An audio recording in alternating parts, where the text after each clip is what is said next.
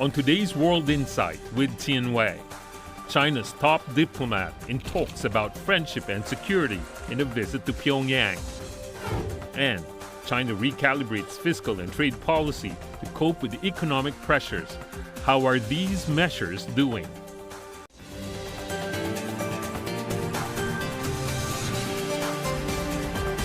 Here is our host, Tian Wei.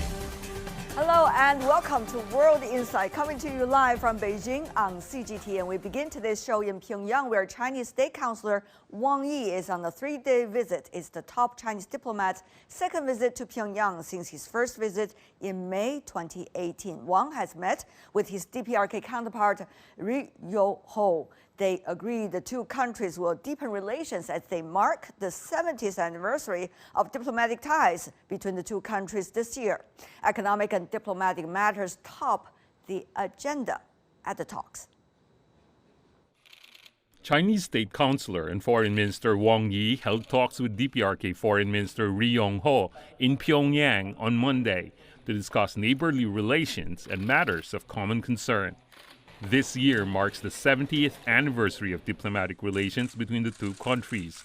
Chinese President Xi Jinping's state visit to the DPRK in June was deemed a big success and a milestone which has strongly promoted China-DPRK traditional friendship and strategic mutual trust. It also pushed forward the ties between the nation's two parties and countries as a whole into a new historical era. China says it's ready to take joint efforts with the DPRK to carry out the important consensus between Xi and top DPRK leader Kim Jong-un at an early date. They seek to turn the will of the two leaders into concerted deeds and push for greater bilateral ties. We believe that with joint efforts of both sides, China-DPRK relations, which stands at a new starting point, will surely show a stronger vitality and usher in a better future, Wang said at the meeting.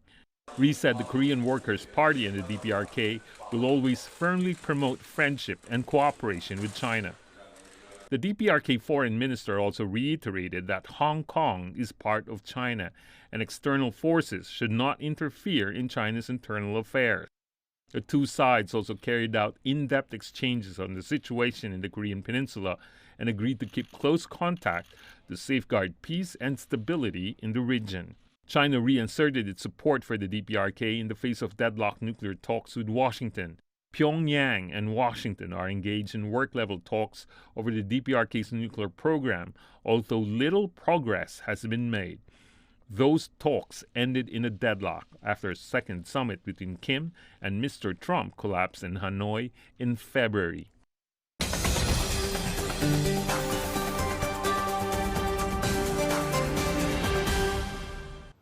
For Wang Yi's visit to Pyongyang in Washington, we have Soo Kim, a policy analyst at the RAND Corporation and a former CIA North Korea analyst. Welcome to the program. Joining us in Boston in the U.S., Jim Walsh, a senior research associate at MIT's Security Studies program. Last but not least, in our Beijing studio, Rong Ying, vice president of the China Institute of International Studies. Ladies and gentlemen, welcome. First of all, Ms. Kim, help us to understand how do you see the significance of timing for China's State Councilor Wang Yi's visit to DPRK this time?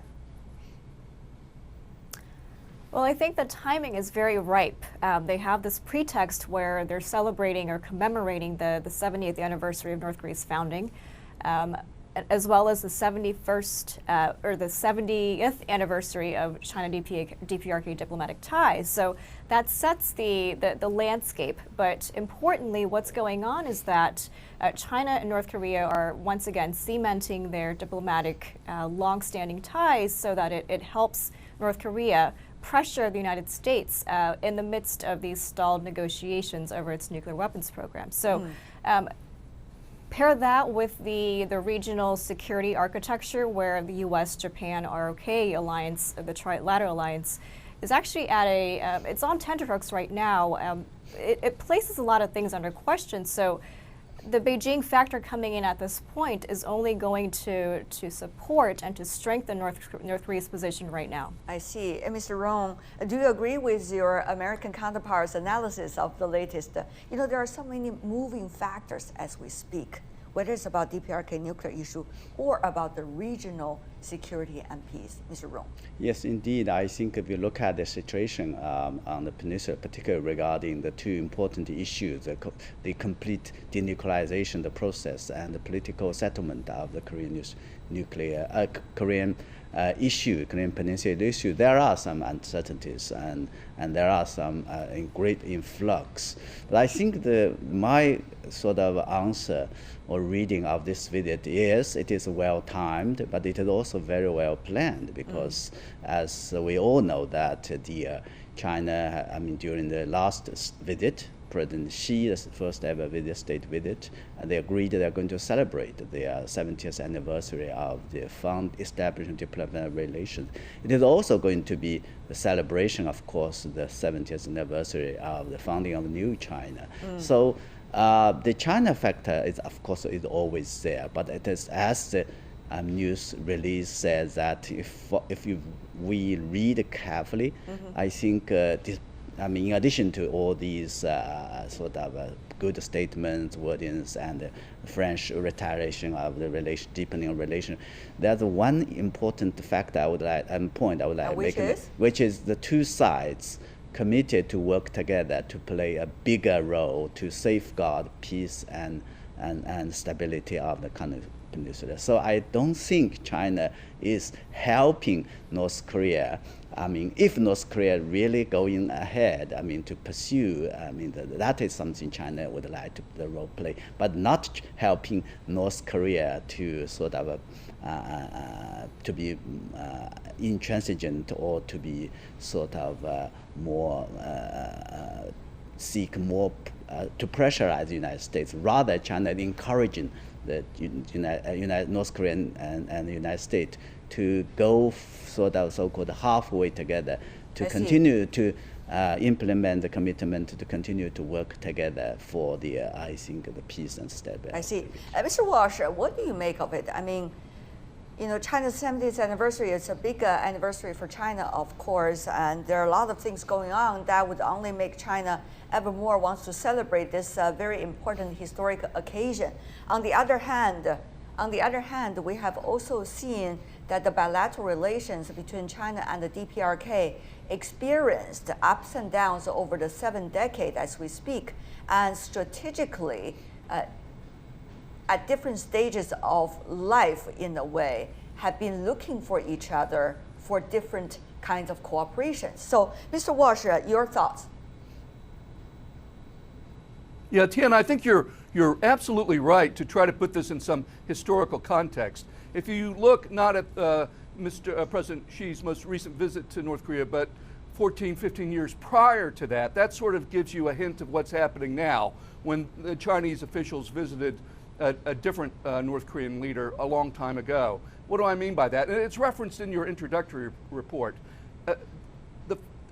When this has happened in the past, when state leaders have visited North Korea, it normally means consolidating and adding momentum to the bilateral relationship. That's what happened 15 years ago. That's what's happening now. Those visits don't happen by accident. They're well planned.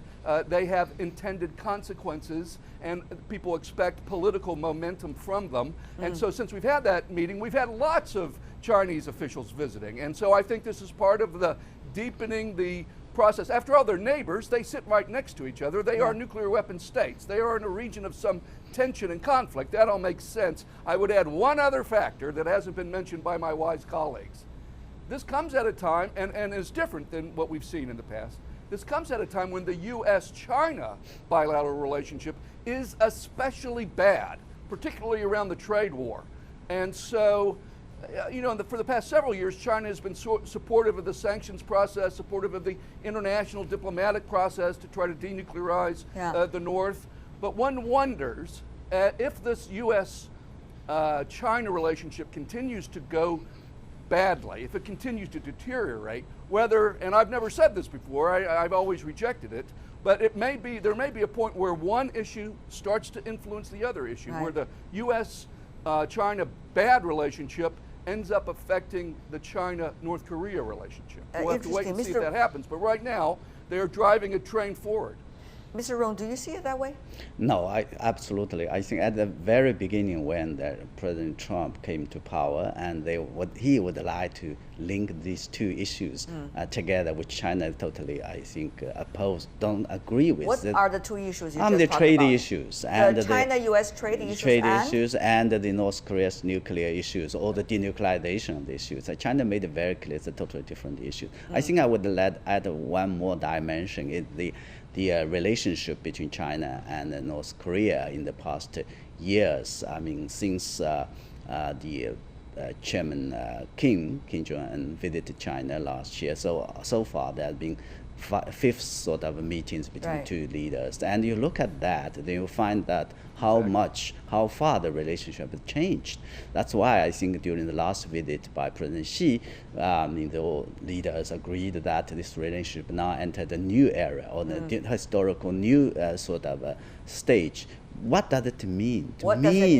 It means that the two sides has reached some understanding how to develop the relationship bilaterally, but more importantly, how to manage the differences on the question of denuclearization, which China made very clear. In your understanding, Mr. Rong, how do you think the two sides have got to consensus about the understanding of the denuclearization issue? I think if you follow these statements, you would find that North Korea has explicitly made a commitment that it would go for denuclearization, and it would like to committed to the political settlement of the Korean Peninsula issue. They would like to continue despite the difficulties. I mean, with the support and encouragement of China to seek a solution to address its concerns, legitimate concerns, through dialogues with the United States. The so-called parallel issue, exactly. I think that's something that China has played that's a credit China should be earned and should be respected, and that has nothing to do with the relationship, as I say. But I can understand our American colleagues and American sort of commentators have some concerns or apprehension with that, which I think China has made very clear with North Korea. Nuclear denuclearization issue continue and will remain an issue. Maybe we have to turn the table as well to ask the other side. I mean, in a way, whether Washington is willing at all to work on the denuclearization issue, or only use it, Ms. Kim, from your perspective. Of course, you're up to your own views, of course, about this, or only use it as an election weapon. An election weapon for the U.S. general election and presidential election, not necessarily looking at the general interests of the region. Well, so if we do look at it wholly as an election issue, then I think whoever is going to be taking up whatever's left behind is going to have to deal with not just a nuclear-armed North Korea, but a Northeast Asia region that might actually the configuration might actually look entirely different from what it does right now, with South Korea recently pulling out of GSOMIA, with the South Korean president currently in Thailand and Southeast Asia, where he wants to sign a GSOMIA with Thailand, looking at pivot to the Southeast Asian countries. Everything is so up in the air that if we were to just reduce the issue to a time-sensitive, this has to be fixed within the next year or two, we're actually going to be setting ourselves up into a greater trouble economically, security-wise, and also diplomatically. And it's not just in the U.S. interest, but it's also in the interest of South Korea, of Japan, of Russia, and China. So it's becoming much more complicated and much more, I guess, dependent on so many different factors. And I would also argue that, it's not just a security issue, as Dr. Walsh pointed out, it's all interrelated. So how the U.S. and China negotiate their trade spat, how South Korea and Japan negotiate their diplomatic standoff is going to affect the political, security, economic interests of every single country in the region. That's why we said at the very beginning there are so many moving factors, Ms. Kim, as we all agree earlier. But there's one thing, Mr. Walsh, about the Trump administration's approach to the DPRK. We have seen some very frequent exchanges between the two sides, including even visit to the denuclearization zone. And the footage we played once and again around the world about the two shaking hands, walking back and forth. But really, if you think about it in reflection, is it mainly for TV and is it mainly for the video itself? Or is it really for the solutions of resolving the DPRK nuclear issue? Because we haven't seen anything at all related to that when it comes to real policies and real actions. Mr. Walsh, your understanding. Yes, and I think you put your finger on exactly what is the biggest puzzle here. On the one hand, North Korea has been testing like gangbusters, testing all sorts of new missiles, new capabilities. Now they haven't tested a nuclear weapon, they haven't tested a ICBM, but they've been testing, and so there's been, consternation about that, and one thinks that, well, the North Koreans are signaling to the U.S., putting pressure on them by testing, saying, hey, let's get back to negotiations. But the reality is the North Koreans refuse to engage in working group level negotiations. They just want to do it all at the summit between Kim and Trump alone. And so on the one hand, they're pressuring for negotiations and building their capability. And on the other hand, even as they're pressuring for negotiations, they're refusing to negotiate. They are not coming to the working group level meetings. Now, to your earlier question, Tian, if I could just jump in just to clarify a little bit, Mr. Walsh, could you help us to understand what are some of the occasions that you're referring to when you say the DPRK refused to go into working level discussion? Now, does Washington have a consensus among the various apparatus of your own as to what approach to take? Is there an agreement between the apparatus and the president? Probably that's also what we need to configure into the overall assessment of really what's going on right here, Mr. Walsh. Could you help us to understand some of those things? Well, I think you're right to point, yes. Yeah, I think you're right to point to visions within the executive branch. But, so for example, I'm pretty sure that Mr. Bolton is a skeptic of diplomacy with North Korea, but he seems, who knows, but he seems like he's a bit sidelined right now. But this I can say with confidence. Mr. Beacon, who continues to be the special representative, he is committed to meeting in working group meetings. I have spoken to him directly, personally, face to face. They want to meet. They cannot get a meeting. And I think Pompeo, whatever his views, he sort of comes out of a neoconservative background, but basically he wants to please the president. And the president wants to get this done. And that's why I would say, to the extent that the election matters, that's an advantage for North Korea, because you have to ask yourself, who wants it more?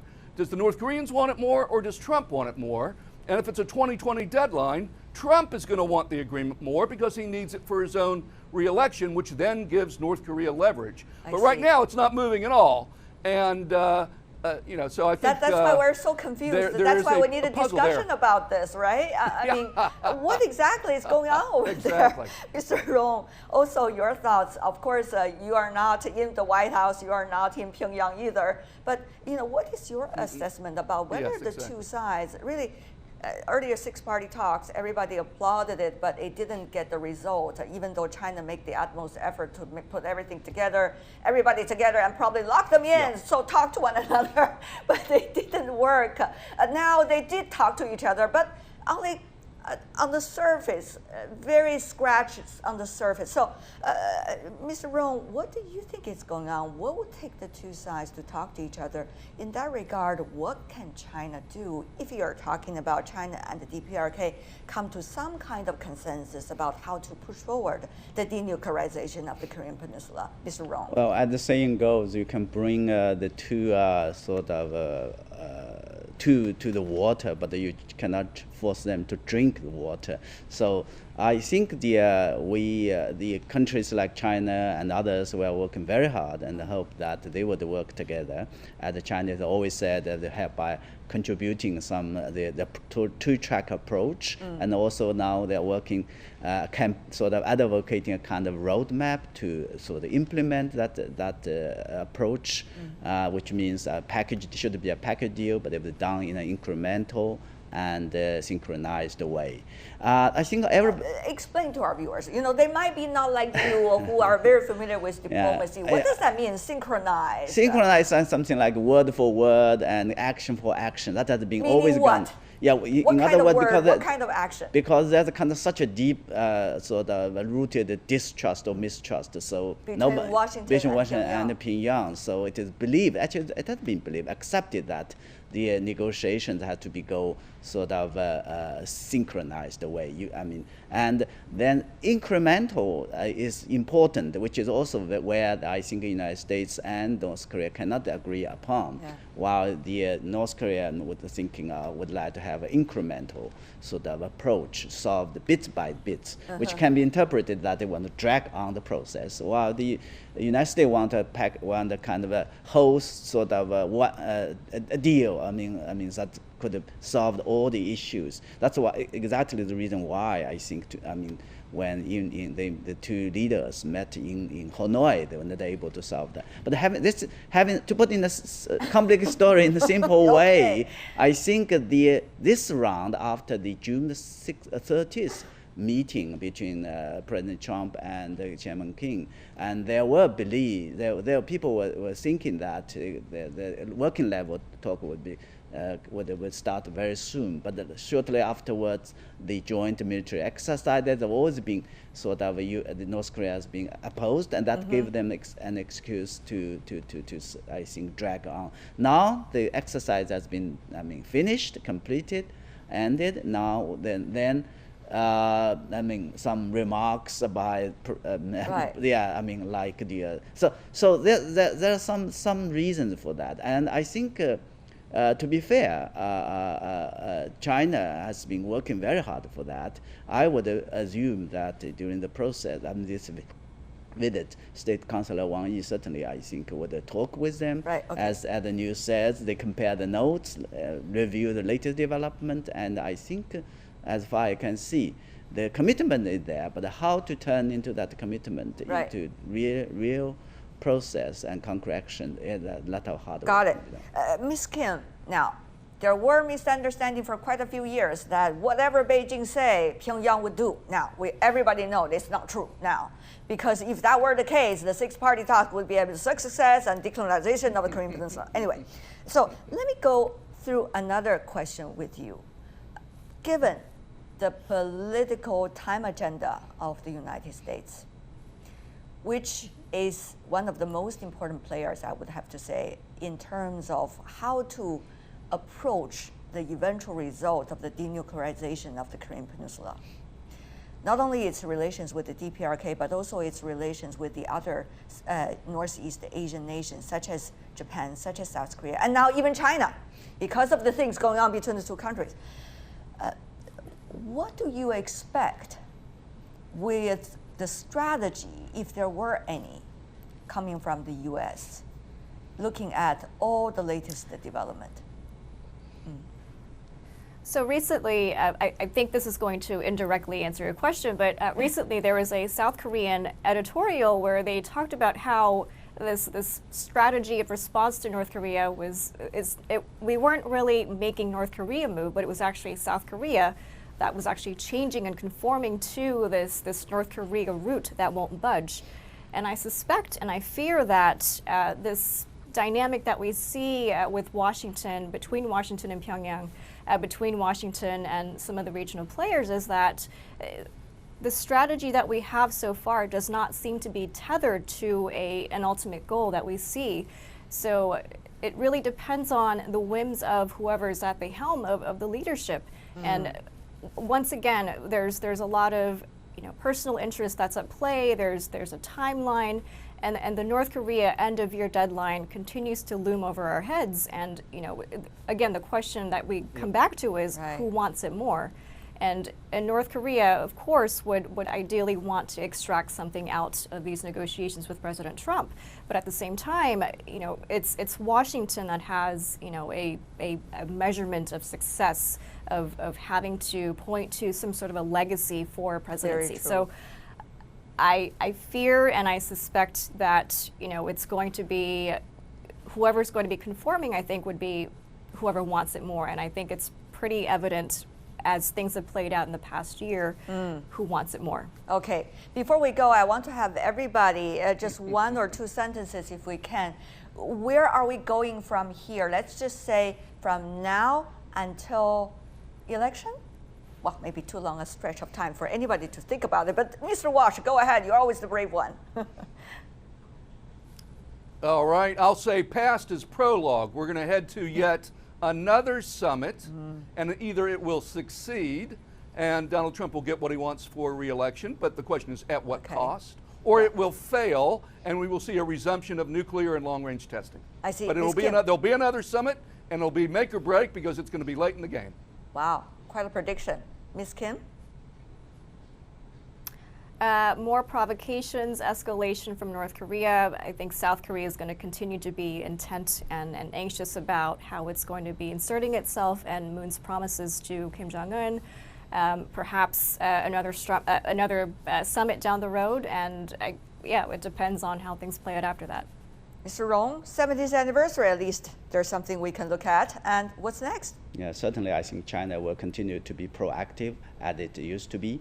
As you said that, the most important thing at this moment, of course, we are celebrating the 70th anniversary, and we don't want any provocations and tensions on the peninsula. But equally important, I think the two sides, the direct parties concerned, the United States has to be more flexible in some sense, and North Korea has to be more realistic, and they have to work together. To meet each other halfway to. It sounds like, ladies and gentlemen, we are already having a six-party talks discussion. But for now, I want to thank every one of you who have been working very hard on this issue for a long time. Really appreciate it, every one of you. So Kim and Jim Walsh, last but not least, Rong Ying. Thank you so much. You're watching World Insight with me, Tian Wei. Still to come on our live program. China recalibrates fiscal and trade policy to cope with economic pressures. How are these measures doing? That's up for discussion with our panelists right after this break.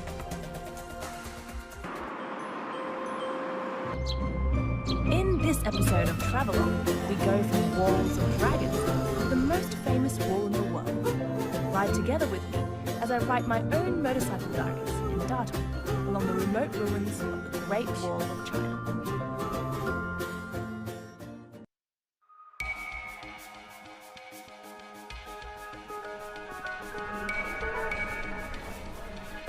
You're watching breaking news on CGTN.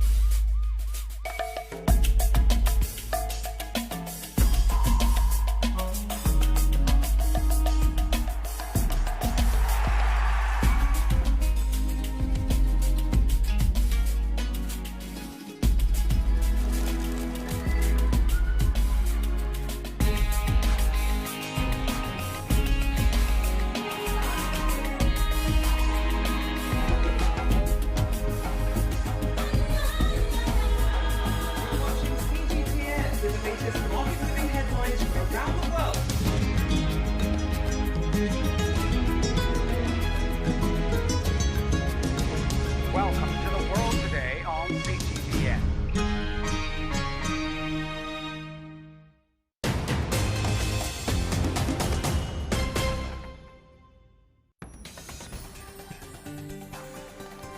The world is changing fast, taking all our lives with it. But we can change it too, by seeking answers to problems through discussions and debates. On World Insight, I ask direct questions to real people in the know, seek genuine answers, but respect diverse perspectives. Our live global debates tackle the most critical issues head-on. World Insight with Tian Wei. Go beyond the headlines.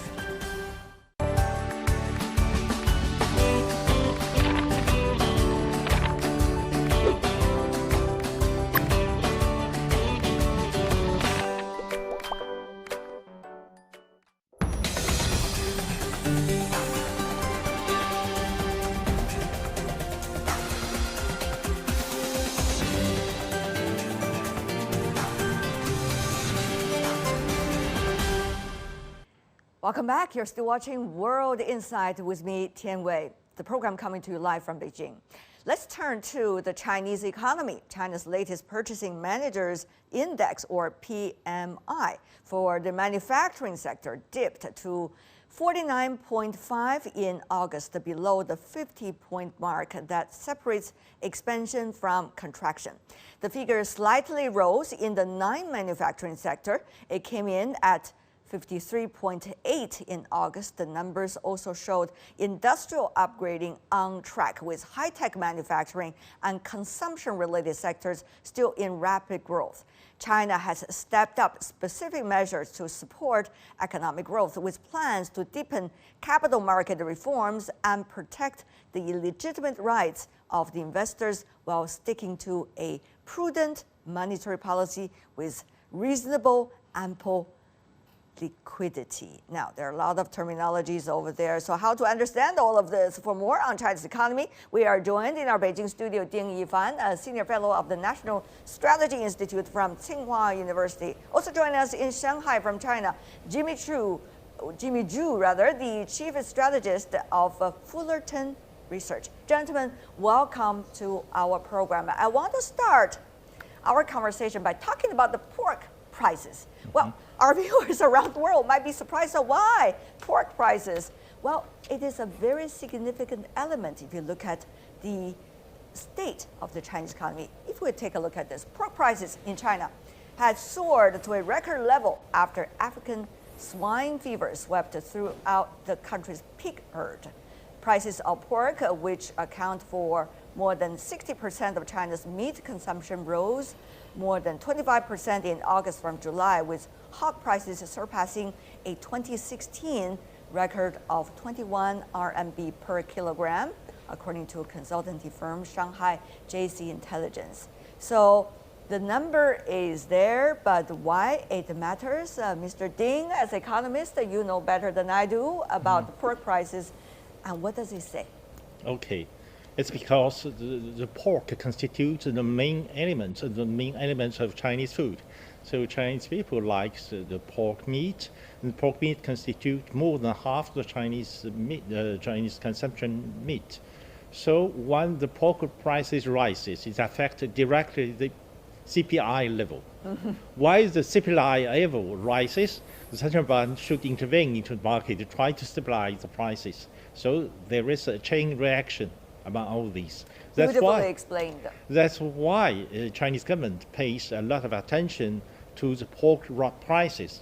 When the pork prices rises, Chinese government try to intervene into market in providing more pork reserve, because China is the only country that have a huge pork reserves. So to some extent, Chinese Ministry of Commerce will try to provide more porks reserved from the state reserve to try to alleviate the pressure of prices on the consuming market. I see. Mr. Zhu, so China does not only have an exchange reserve, but also a pork reserve, unlike any other economy in the world. But the serious issue is, what does it say about the pressure that consumers in China have to face at this critical juncture as a result of various factors?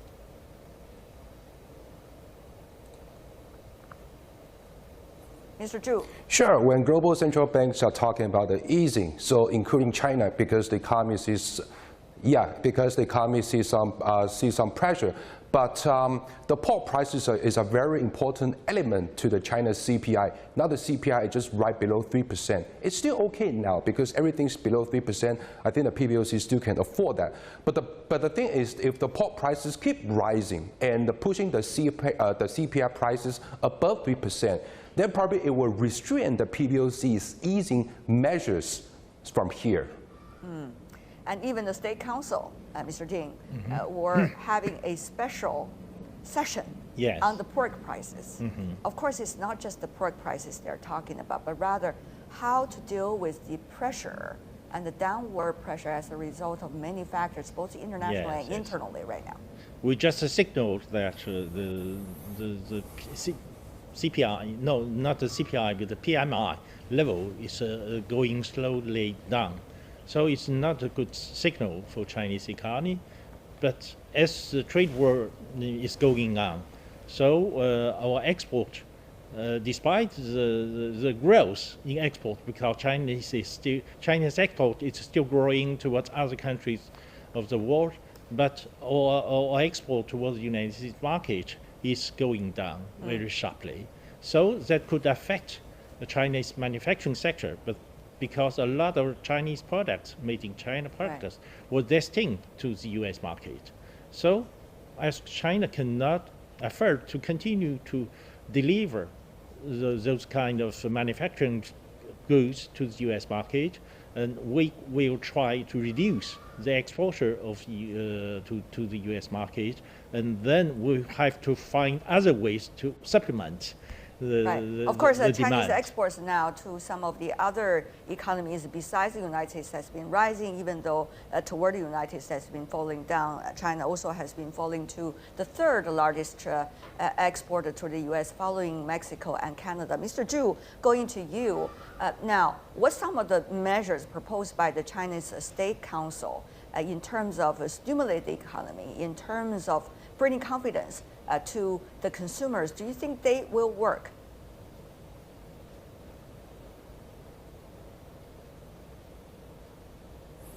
I think at this moment the problem is from the demand side. It's not really from the supply side. Even you see from beginning of the third quarter, the global central bank starting cutting the interest rate and they release more credit and the liquidity to the financial system. But the thing is, the companies, they just don't have even the interest rate is lower, but the confidence is not there. So they rather wait and hold to see, what kind of situations like trade war, like Brexit, like slowdown in Eurozone might carry out. Until these things get clear, then their business is to be clear. So on the China side, I see the two things PBOC is not going to do. First is that it will continue to exercise the target-based easing, to lend the money to the right place. And number two is to solve the demand side. If the external demand is so slow, China is expected to launch some physical stimulus like infrastructure building, special bond issuance, because this is the measures actually can directly boost the demand from the local side. May I let you to clarify exactly what you mean when you say lend the money to the right places? What are the right places you are referring to, Mr. Zhu?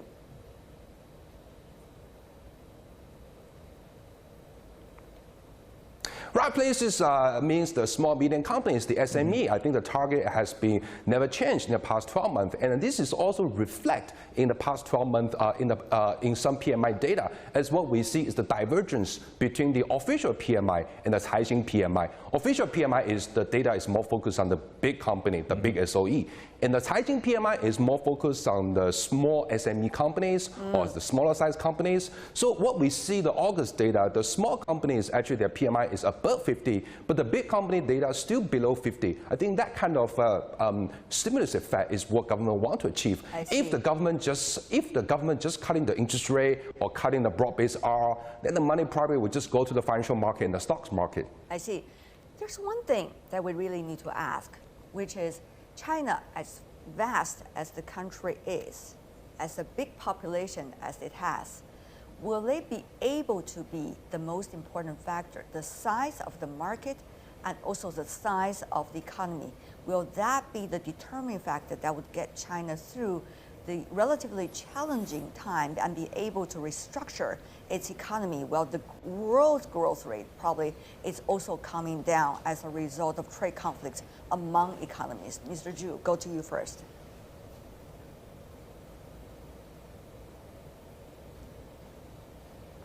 Yeah, I think that China is still possible because even what we see the trade tension between the U.S. and China are escalating, but we see still there's a lot of foreign companies, including the U.S. company, coming to China. The reason is that they are looking at the consumption market. Even the industrial demand slowing down, but what we see is the consumption demand, especially in the second, third tier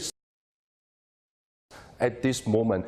And number two is I think that China still continue to exercise its financial reform because the financial reform is like exchange reform, rate reform. It's a very important stabilizer to stabilize the economy itself. So these two areas, one thing to boost the consumption, another thing to boost the liberalization in the financial market, that is really help the Chinese economy in the long run. Right. Mr. Ding, does size matter? Yes, will size be the ultimate factor that matters? To some extent, the Chinese economy size is a trump card for Chinese economy to cross over this difficult period of time. I think that if Chinese have this size, so the consumption that will determine the orientation of Chinese economic development will be very, very important. Since last year, since 2018, China has overtaken the United States to become the world's biggest consuming market. So to some extent, we can rely on Chinese consumption to support, to offset the negative impact of the reduction of Chinese export towards other markets. Well, you know, yesterday we had a report and discussion about the Costco's grand opening in yes, China, yes. which is quite a drama, and particularly in Shanghai. Mr. Zhu knows this, I'm sure, very well about the drama on the first day. You know, people rush to the scene and try to buy as much as possible. Of course, later the story have changed, but you know, but Mr. Ding, will this be typical story, or rather just one of those dramas at a time in which, you know, the purchasing desire of the public will be put with a question mark?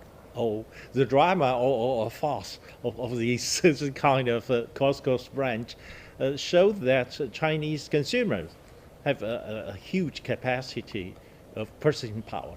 So for China, for Chinese government, the purpose is to mobilize, to stimulate the enthusiasm for purchasing. And then Chinese State Council's office just issues a notice announcing a series of measures that the Chinese government is ready to take to try to push forward Chinese consumption in facilitating the different channel of Chinese sale process. I see. Mr. Zhu, of course, earlier was also mentioning about this. Mr. Zhu, your take, briefly, we got 1 minute only.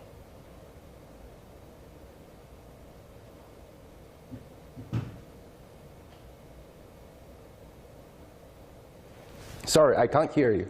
Your take. We have some problems over there, but I guess it has already been quite well explained about the realities of the Chinese economy and also the policies that has been put out there. We're running out of time. That's why we cannot wait for further discussion from Mr. Zhu anymore. So for now, I want to thank both of you for being with us, Ding Yifan and Jimmy Zhu, joining us from Beijing and Shanghai. Thank you so much. And that is all the time we have for today. If you'd like to see more, try to find us World Insight CGTN into your search engine. Check out our YouTube channel, follow us on Twitter, Facebook, and Sina Weibo. From me, Tian Wei, and everyone on the World Insight team, thanks for watching. Tune in again next time for more insights across China and around the world.